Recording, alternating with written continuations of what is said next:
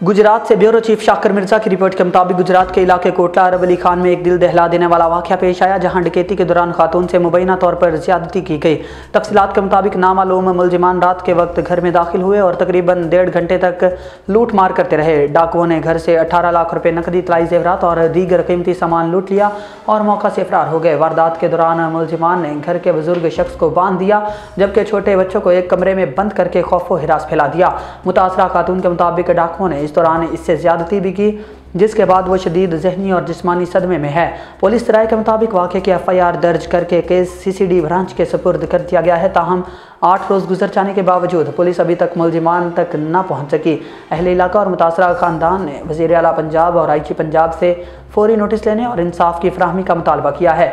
इलाका मकीनों का कहना है कि पुलिस की सुस्त रवि और गफलत के बाइस जराइम पेशा अनासर के हौसले बुलंद हो रहे हैं।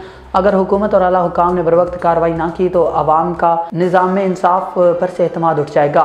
मुतासरा ख़ानदान ने कहा कि इन्हें इंसाफ चाहिए, ना कि वादे, क्योंकि इंसाफ में ताख़ीर दरअसल इंसाफ से इनकार करने के मुतरादिफ है। कैमरामैन के साथ शाकिर मिर्जा बेग, गुजरात।